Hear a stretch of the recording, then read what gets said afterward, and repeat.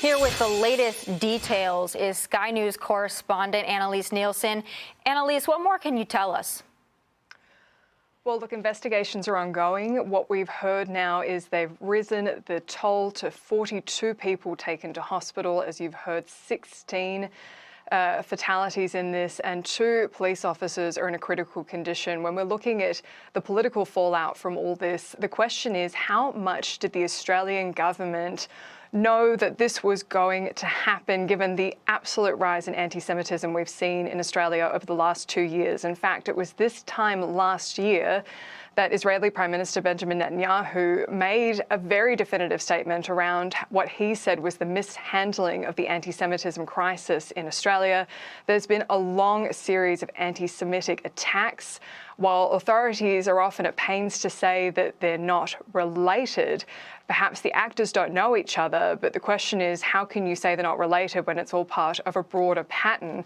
What we've seen from the government is they have condemned anti-Semitism, but the question is, has it been proportional to the rise in anti-Semitism we've been seeing?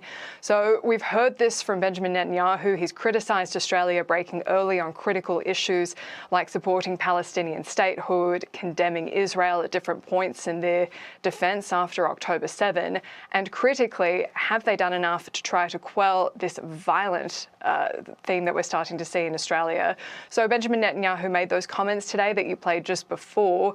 The Prime Minister, Anthony Albanese, was asked about these comments at a press conference earlier. This is what he had to say. This is a moment for national unity. This is a moment for Australians to come together. That's precisely what we will be doing.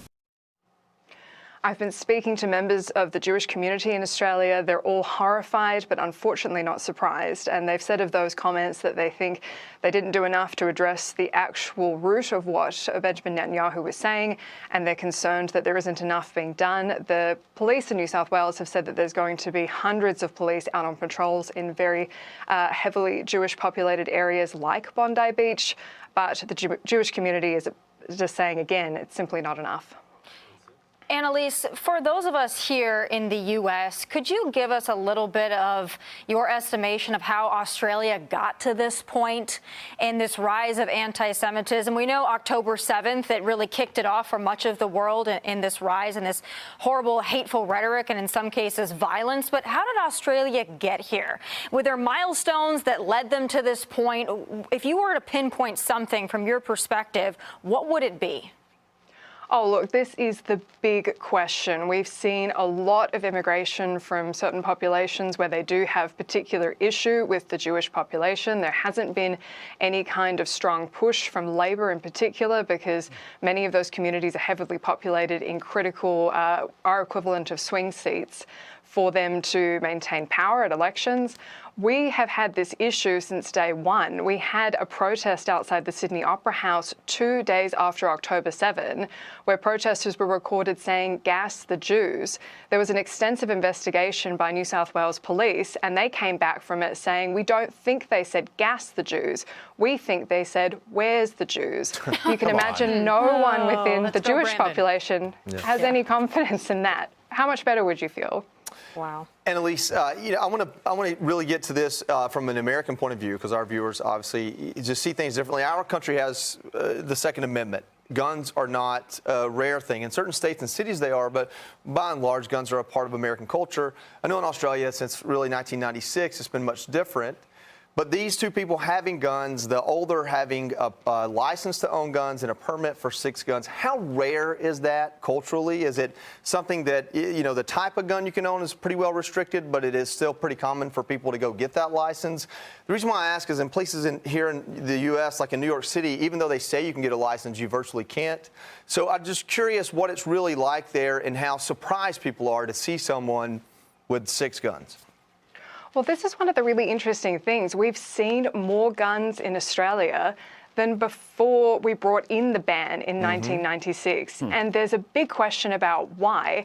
And there are certain questions around, is this a cultural change where the people have moved to Australia and they maintain that relationship with wanting to own firearms? But also, we had very strict COVID lockdowns, and there's been a growing distrust among a certain portion of the community against government, and they do want to have better protection of individual rights. The other question in this is just how he got these guns, and there's been questions around how are they getting into the country. The kind of firearm he had, you do not see that. And I think even watching the footage, I've wondered how many of the police officers even had guns in responding to that, because it's not even necessarily common for police officers to have them. So this is as extraordinary as it gets for an Australian to see someone walking around with a firearm like that. But unfortunately, we have seen some more incidents recently of different shootings around Sydney. And we don't know where these guns are coming from. And the general response already from Australia is we've got to regulate it more.